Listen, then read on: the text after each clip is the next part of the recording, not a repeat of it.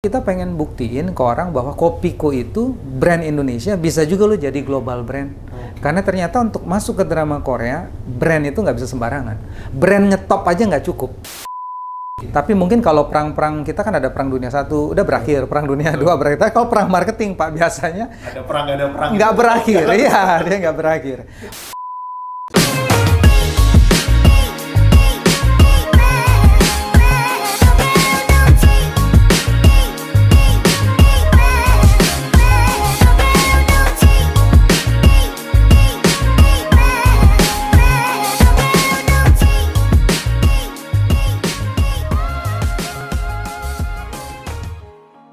Halo sahabat JPP, kembali bersama saya Bimo dalam program Talk JPP with Pak Ricky Afrianto.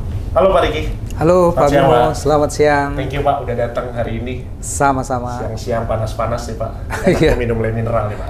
Pastinya. Pastinya. Siap. Sahabat JPP, hari ini kita kedatangan tamu yang sangat spesial. Beliau ini adalah Pak Ricky Afrianto, Global Director dari PT Mayora Group. Nah, sebelum kita mengupas lebih jauh tentang Pak Ricky dan sepak terjangnya di Mayora, kita mungkin sedikit share dulu beberapa prestasi nih Pak Ricky dan juga Mayora ya Pak, yang 10 tahun atau 5 tahun terakhir bisa menjadi global company. Nanti kita akan bahas lebih jauh ya Pak. Siap. Nah, salah satunya adalah Biskuit Roma yang menjadi market leader untuk kategori biskuit di Indonesia. Betul ya Pak ya? Betul. Nah, luar biasa nih Pak. Ini seperti apa nanti kita akan cerita ya Pak. Siap. Kemudian beliau juga menempati peringkat ke-13 dalam daftar 100 SWA di tahun 2019. Jadi ini luar biasa, ada banyak awarding yang sudah diterima Pak Ricky dan juga Mayora Pak.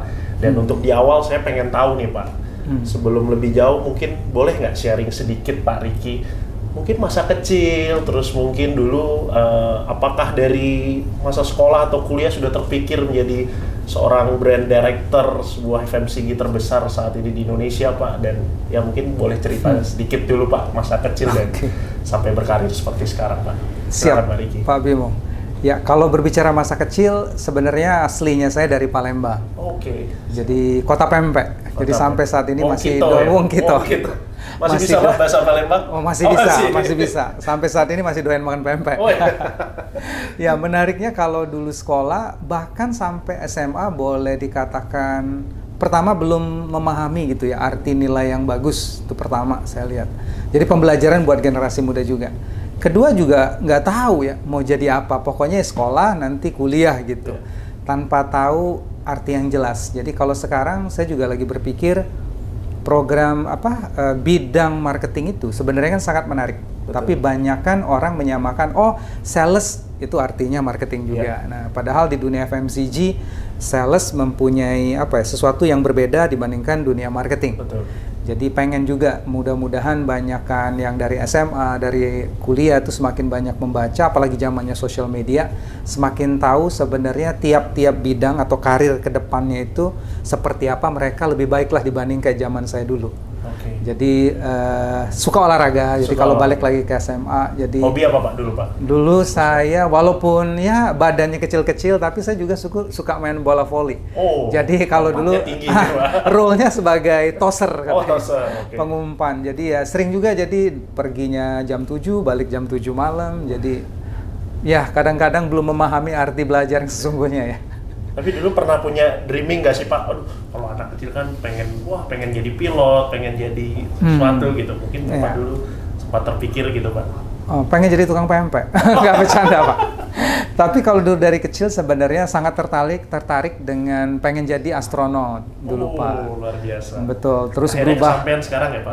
Produknya Mayora. Produknya Mayora. Nah, betul. Luar biasa. Betul. Produk apa Pak itu Pak? Kopiko. Betul. Ya. Di 2017. Nah, tapi sejak waktu mau masuk dari SMA ke awal kuliah, belum tahu pasti, tapi waktu itu pengen sekolah bisnis. Jadi berubah dari astronot terus pengen sekolah bisnis. Nah, seperti itulah perkembangannya. Berarti sudah ada jiwa-jiwa entrepreneur juga ya Pak? Semoga.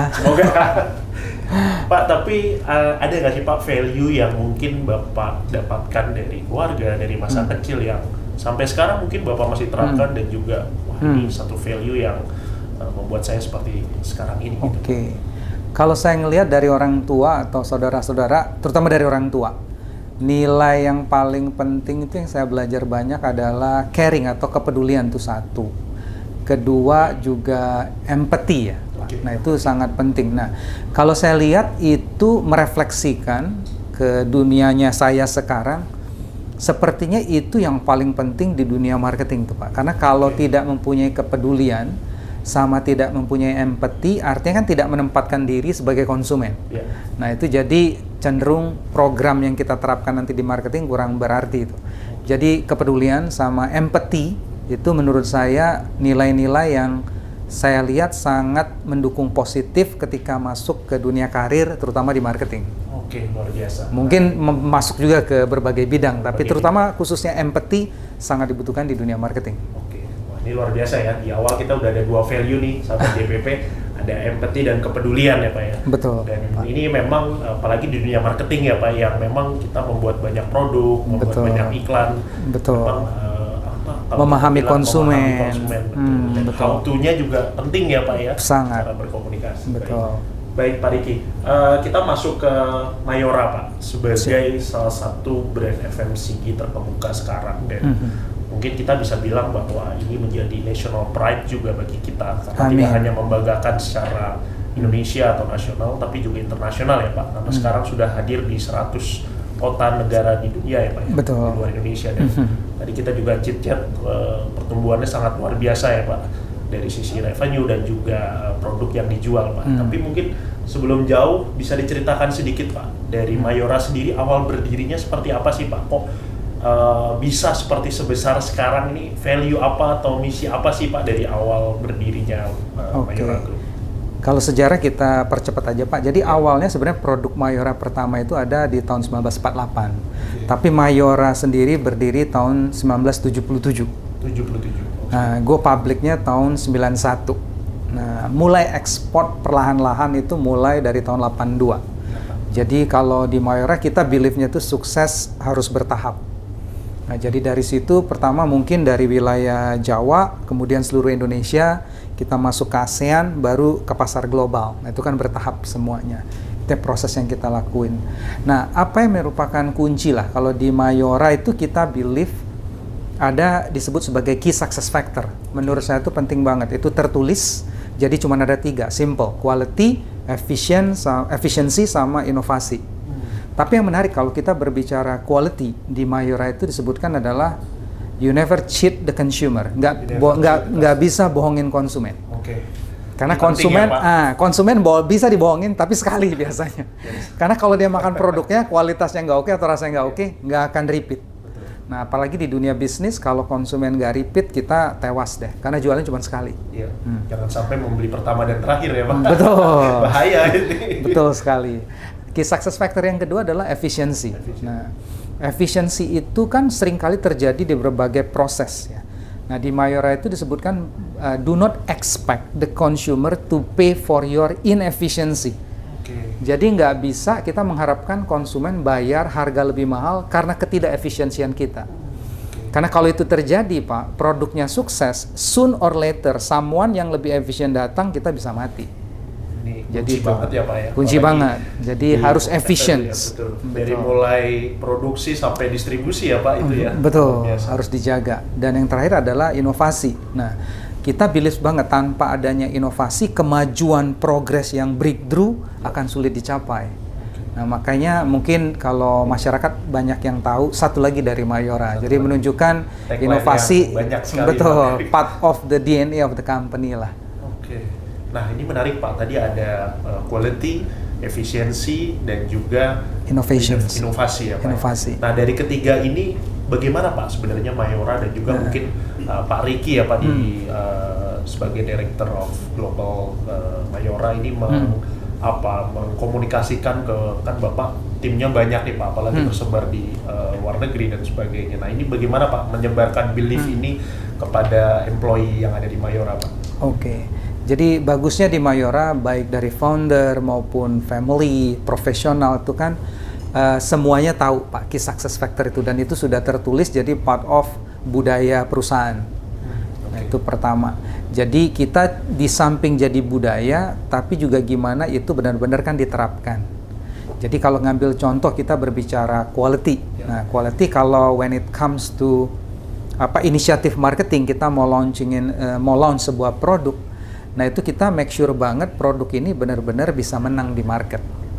Nah, jadi kita melakukan riset cukup panjang bahwa produknya bagus, kualitasnya bagus. Nah, itu nggak boleh kita sacrifice. Kadang-kadang kan demi menuju suatu jualan atau ekspor kita hajar aja. Nah, itu coba kita jaga. Pak, boleh nggak di-sharing Pak salah satu brand produk yang mungkin bisa jadi success story nih Pak, yang mungkin ketika masuk ke satu negara atau ketika melaunch satu produk gitu Pak. Nah, ini bisa diceritakan nggak Pak? Seperti apa sih inisiatif dari awal hingga mungkin eksekusi dan juga mungkin pembuatan ads-nya seperti itu. Brand yang cukup kita bangga, sebenarnya cukup banyak contoh, tapi yang jadi nomor 1 di kategori 3-in-1 atau kopi saset nih Pak. Nah, itu Kopiko saat ini sudah menjadi market leader di negara Filipina. Jadi mengalahkan pemain multinasional, mengalahkan juga pemain lokal di sana, karena mungkin takut melanggar. Jadi saya nggak nyebutin brandnya, tapi brandnya cukup besar di dunia. Itu berhasil Kopiko taklukkan lah waktu itu, kita bersyukur banget. Nah, masuknya lewat apa? Jadi kualitas produk. Jadi orang waktu itu menawarkan produk dengan harga katakanlah 1.000, kita juga mungkin menawarkan harga 1.000 tapi memberikan lebih. Nah, kedua kita juga memberikan diferensiasi yang berbeda. Jadi waktu itu kita semua orang launchingin 3-in-1 yang biasa. Kopiko waktu itu meluncurkan Kopiko Brown.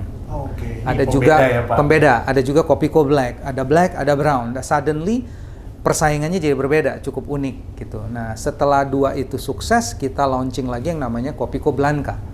Nah, Blanca dalam bahasa Filipina yang banyak terinfluence oleh Spanish, itu artinya putih sebenarnya. Nah, itu kopi yang kita targetin the creamiest coffee in that category.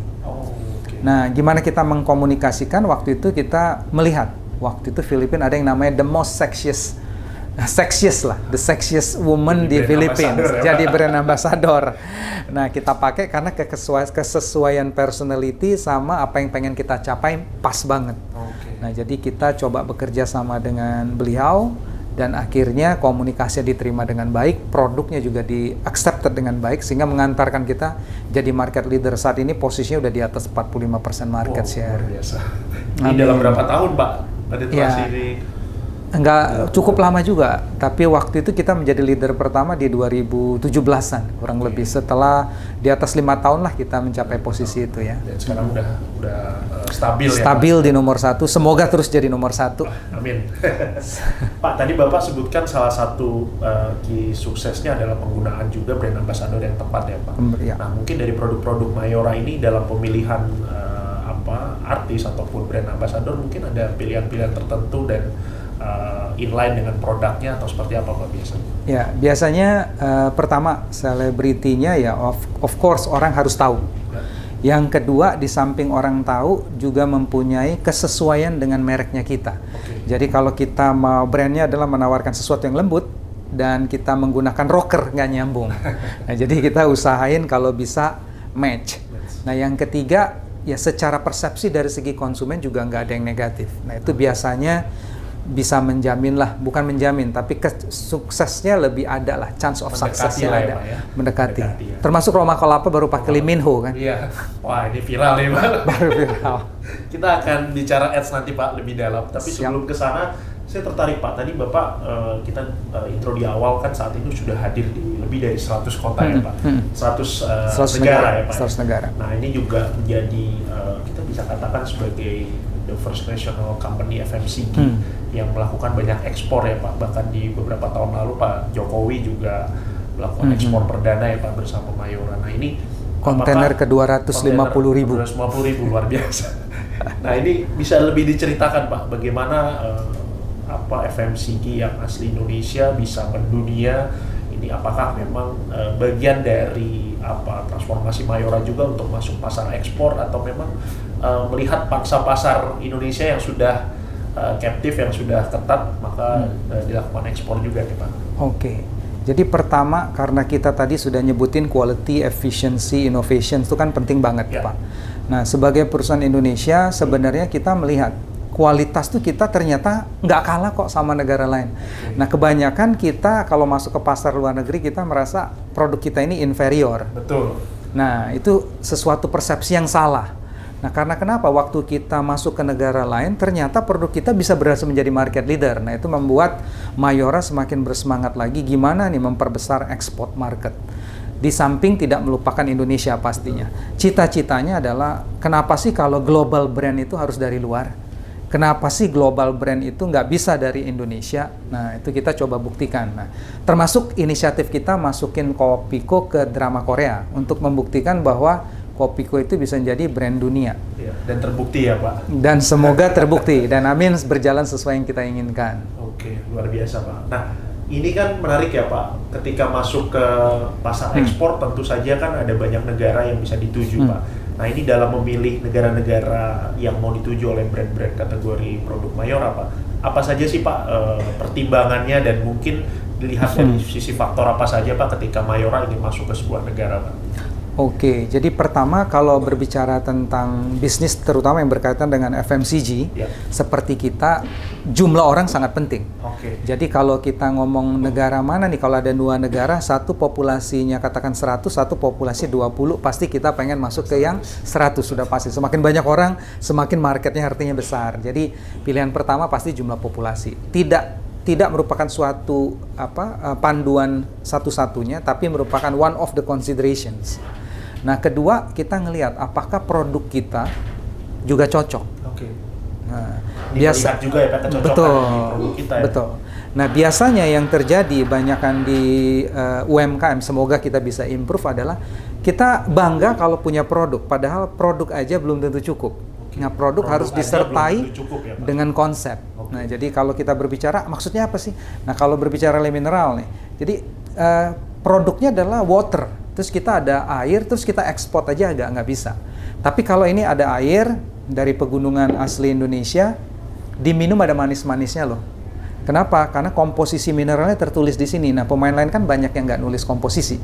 Nah, kalau ini kan murni kita nulisin komposisi. Nah, bikarbonat yang di sini ini memberikan rasa manis sebenarnya. Nah, itu yang kita sebut sebagai produk, tapi dia mempunyai konsep.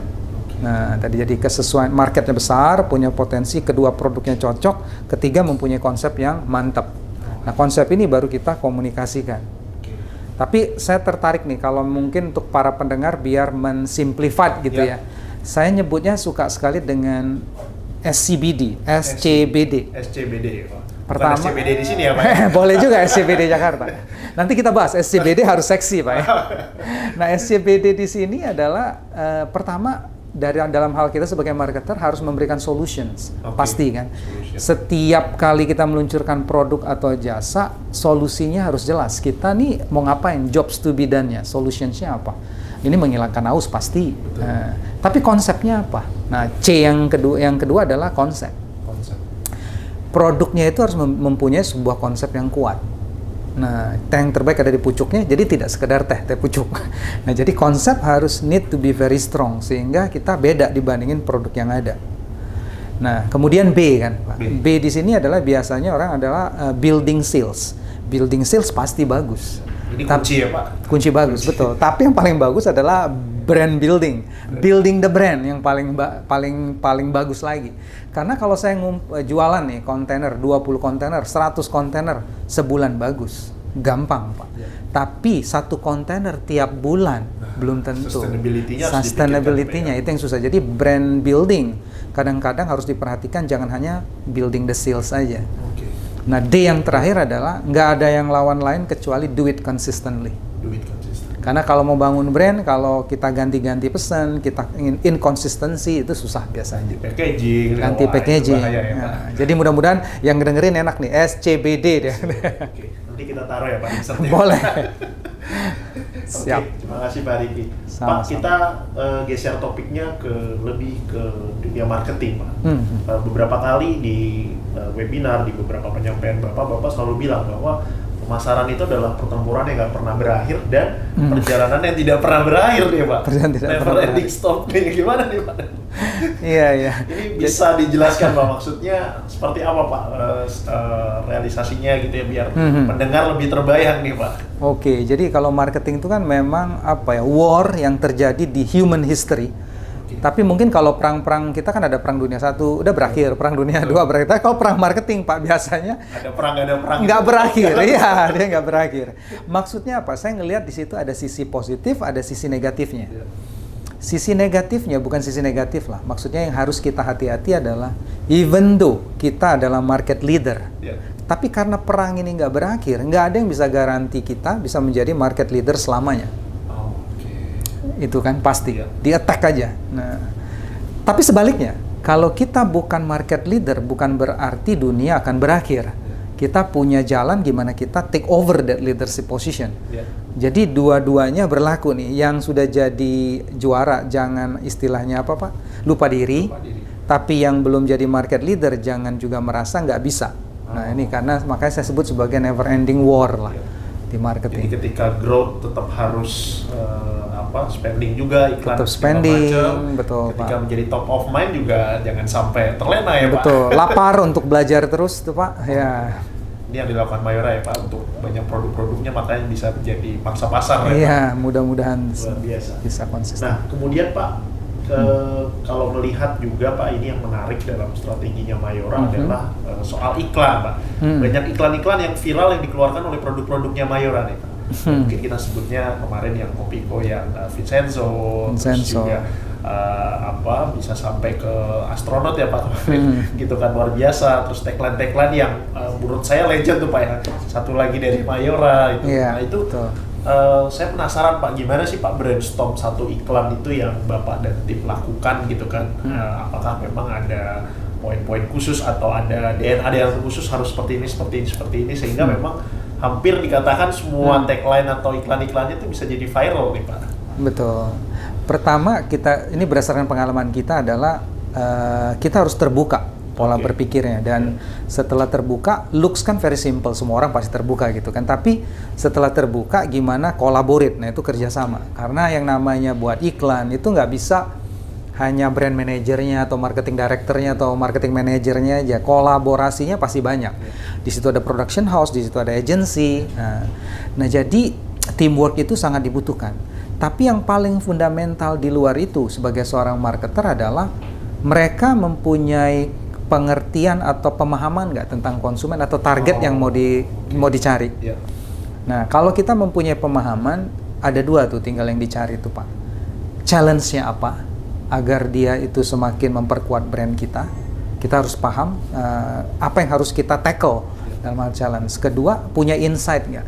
Terutama when it comes to advertising, ada consumer istilahnya communication insight-nya ada atau enggak? Kayak waktu kita ngomong zaman pandemi, kita mengiklankan teh pucuk karena teh pucuk itu kan outdoor. Tapi ketika kita dapat lockdown kan nggak mungkin kita serta-merta nggak beriklan kan. Akhirnya kita ngomong mau makan pedes di luar, makan pedes di dalam, mau keringetan di luar maupun keringetan di dalam. Kenapa insight-nya? Karena makan pedes masa cuma di outdoor. Keringetan emang cuma di outdoor, kalau di rumah exercise bisa keringet kan. Nah itu yang kita sebut sebagai communication insight. Nah jadi dia must be very strong. Nah kalau ada problemnya sudah tahu, punya communication insight yang kuat, biasanya iklannya bisa jadi. Kelihatannya simple, kita juga masih berjuang terus untuk setiap brand consistently menemukan yang tepat. Oke, Pak, tapi saya juga menarik Pak, ini pemilihan iklannya ya. Mungkin contoh saja Pak yang Vincenzo ataupun yang iklan drakor lain Pak. Ini ada pertimbangan khusus apa Pak? Apa memang mau masuk pasar Korea atau melihat milenial sekarang banyak mengagumi para K-pop gitu Pak? Oke.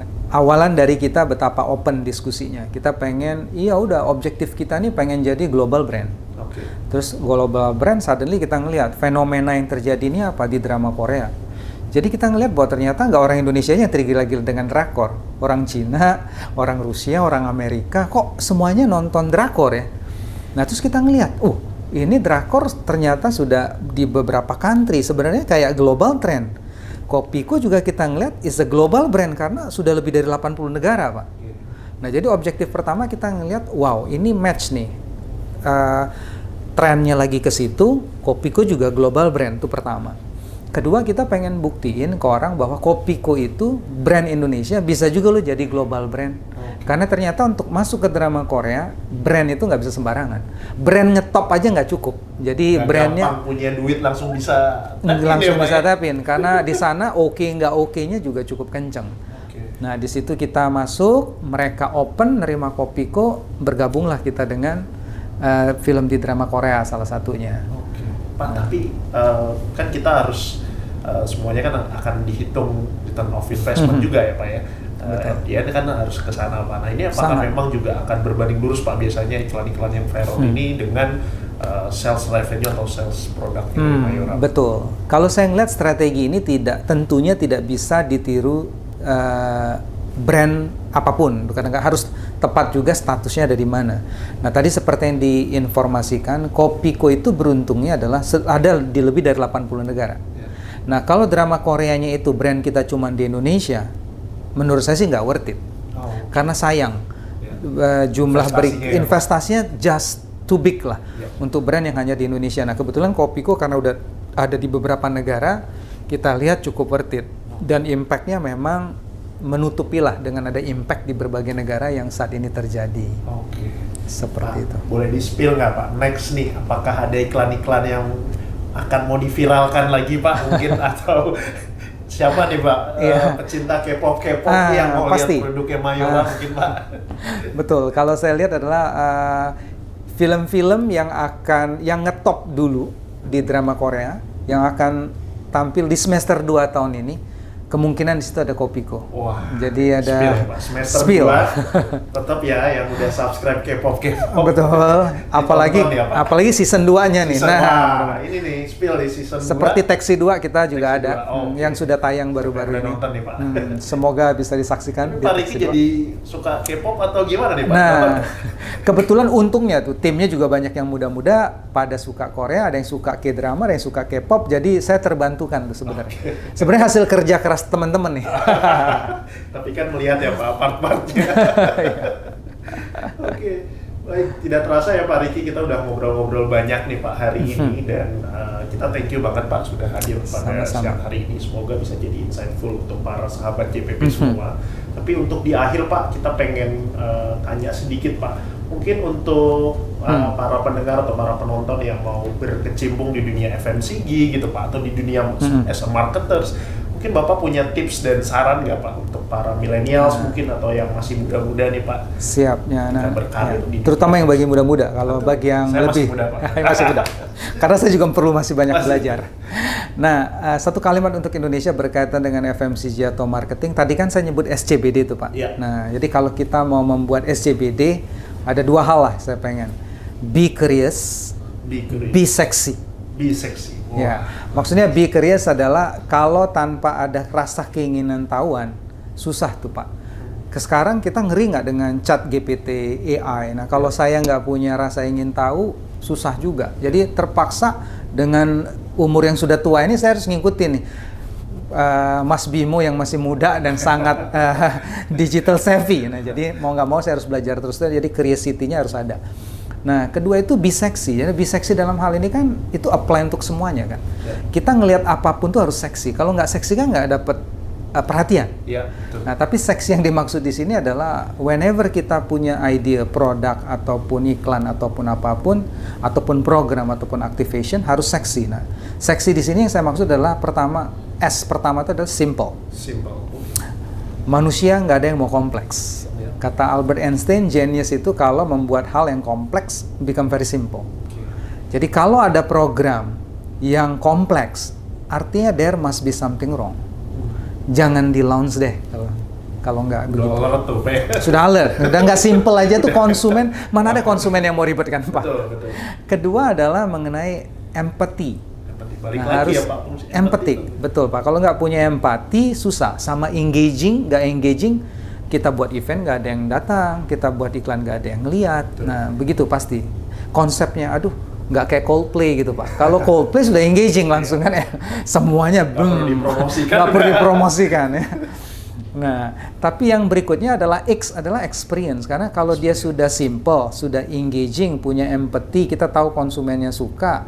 Tapi gimana ketika mereka makan produk atau mereka datang ke event kita, experience-nya itu benar-benar pengen beli lagi nanti kalau event, atau habis makan produk Masa pengen owning makan ya, Pak, lagi. di sana gitu ya. Betul, Iya, Pak. iya. Nah, yang terakhir itu ya seksi Y adalah yang forever, Pak. Nah, problemnya adalah itu kita kadang-kadang menjaga brand itu young cuman pada saat di awal. Jadi young when it was 30 years ago. Tapi youngnya nggak forever gitu. Jadi, nah kayak kita kan tantangan Roma, Le Mineral, gimana nih bisa bertahan in the next 50 years, in the next 100 years. Jadi satu kata, betul. Disiapkan ya Pak. Betul. Semoga seksinya nggak bingung Pak. Jadi 2 kalimat aja, be simple, be curious, and be sexy.